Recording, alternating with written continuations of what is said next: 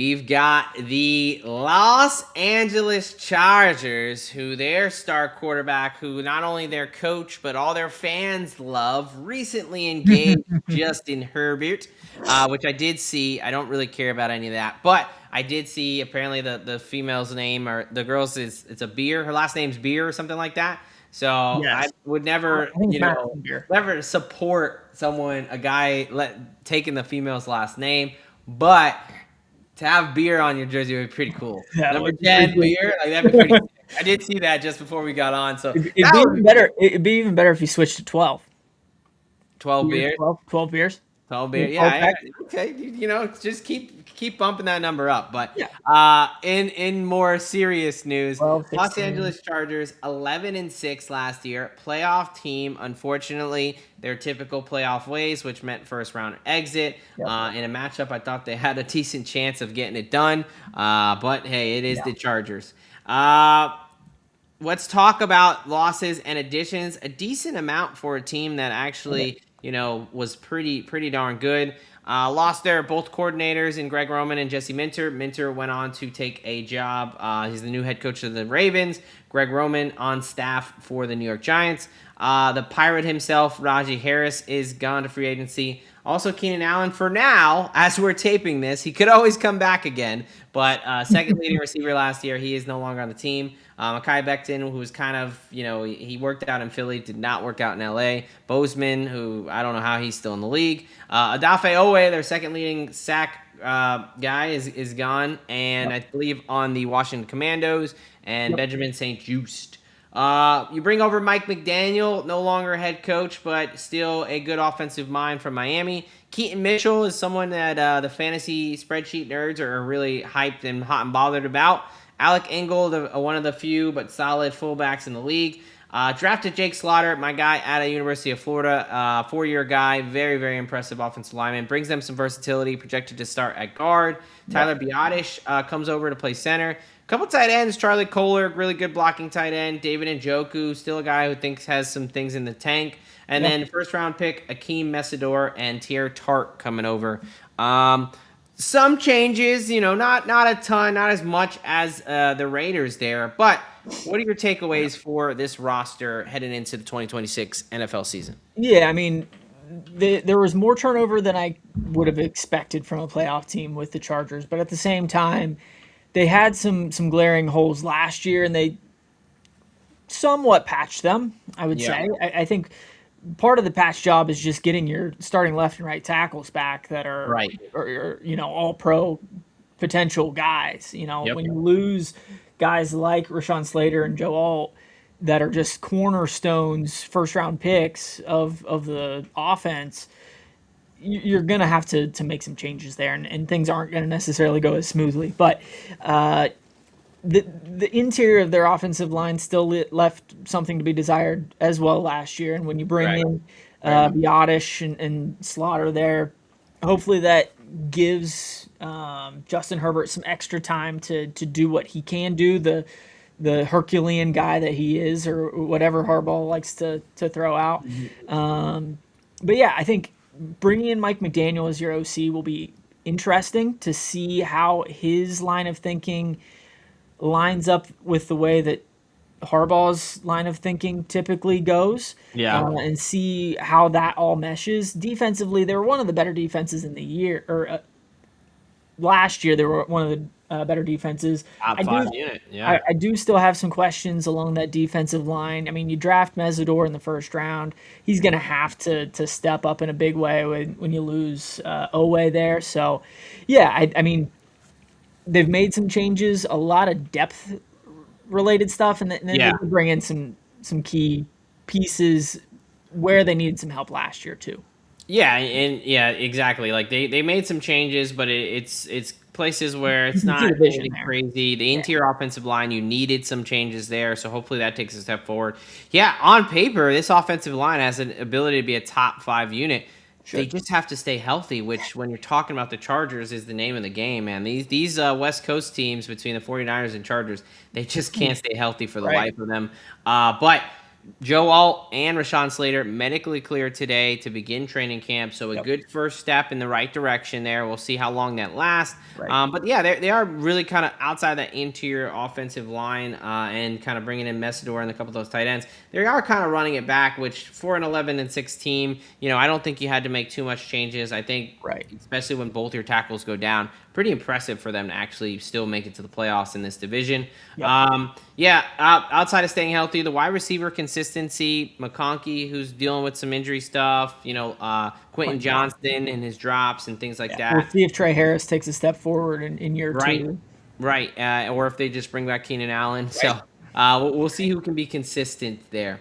Looking at the injury front, Joe Alt and Rashawn Slater, patellar tendon injury, but in training camp, basically almost a year ago at this point. He'll have 13 months till week 1. Should be good to go. Patellar tendon tears can be kind of tough for especially offensive linemen, but it sounds like all things are in a positive direction. Right. Joe Alt, ankle surgery required later in the year. Only a 4 to 6 month recovery. He's definitely good to go.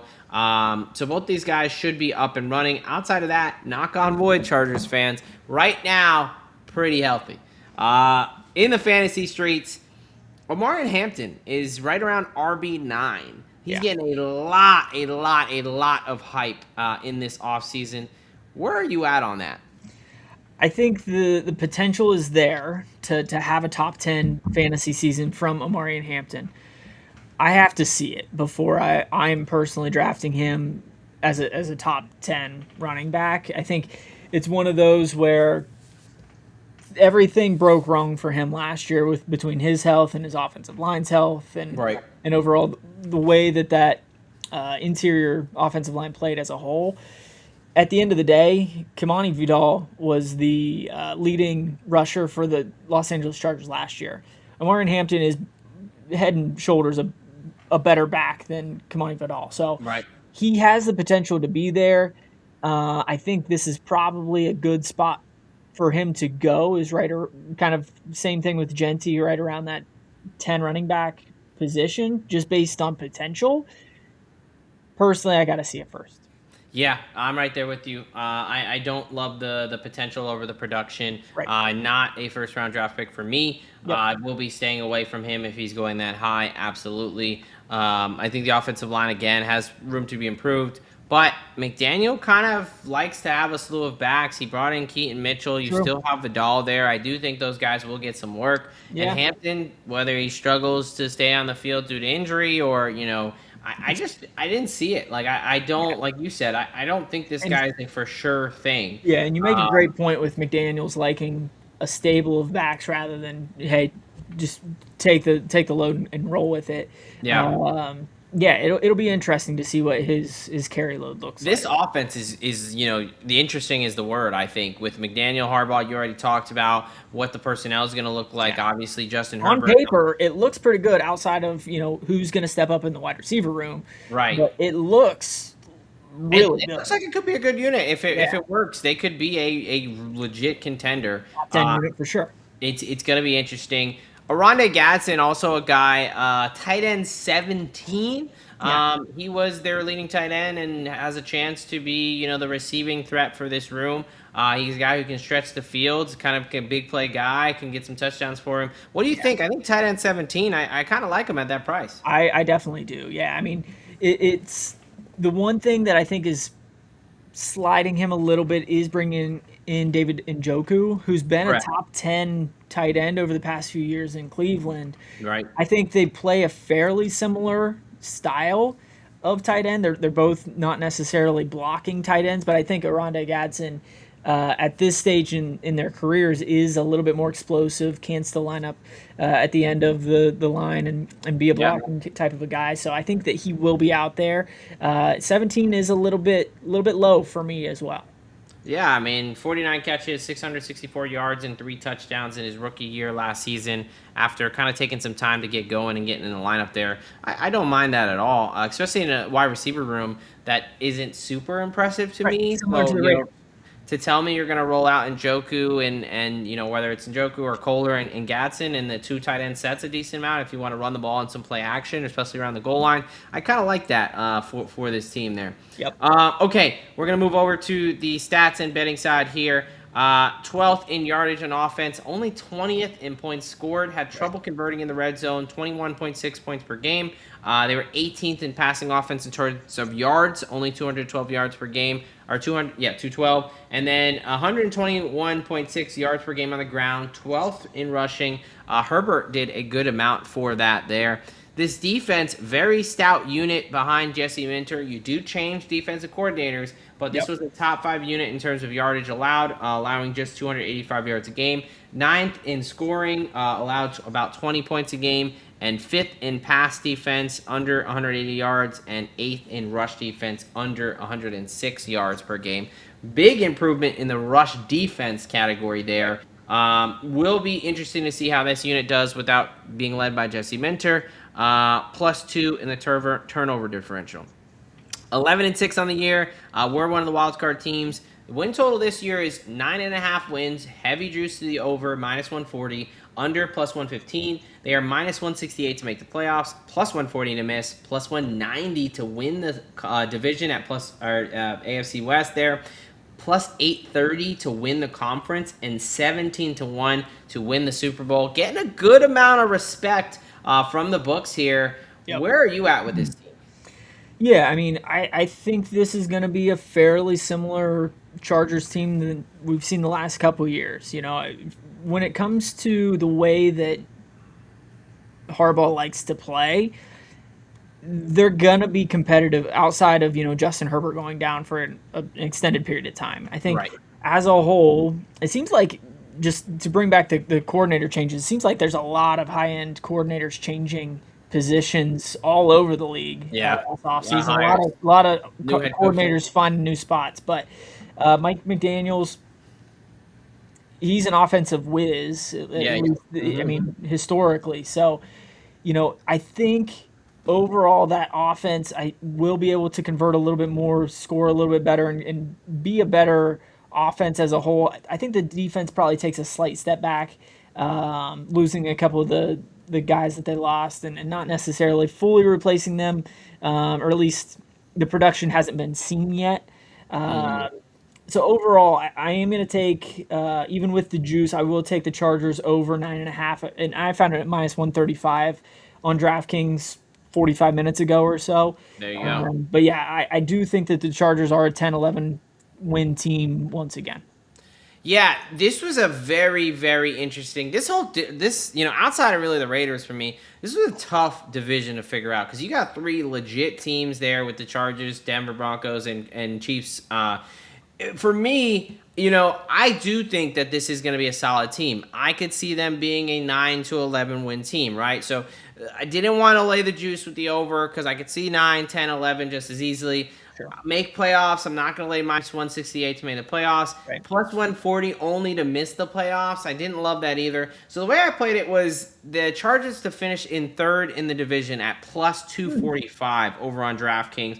I do think they're a solid team, but this is a tough schedule. I think, there's a potential this division gets 3 teams in with the Broncos, the Chiefs, and the Chargers. But I think that they could still be a playoff team, 10, 11-win team, and still be 3rd in their division. So it's a little bit of a juicy play. I tried to get some value there because I'm not set on definitely getting to the double-digit wins. I could see it. I could see them making or missing the playoffs just there. So I'm going to go 3rd place finish, +245. But this was a tough one for me. Do you got anything else for the Chargers? I do.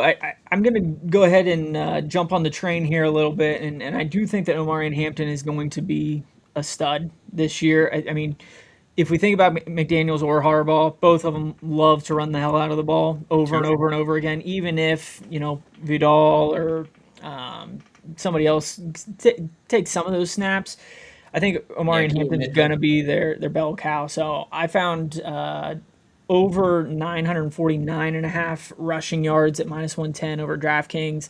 I think that Omarion Hampton gets rolling. I think that the offensive line will definitely be improved. It's hard to imagine that both tackles go down for an extended period of time like last year, but Yeah. things happen. You never know. But yeah, when a guy like Kamani Vidal runs for 650 yards in behind that offensive line last year, I think Amari Hampton's going to do better. So yeah, The opportunity should be there. yep. Good team should be, able to run the ball, game script Should be wise. yep. Coach that wants to run the ball, proved offensive line. I think a lot of things are lining up for it. I just want to see it with Hampton, but I don't hate the play. For a quote unquote bell cow back to get over 1,000 yards there. For me, I just have the third place play. I wanted to take some Aronde Gadsden stuff. Not Mm-hmm. a ton out there right now. Right. So, Genty receiving, Gadsden receiving touchdown stuff will be stuff I will be on. Just not available in the books right now. But anything else for you? That is it. All right.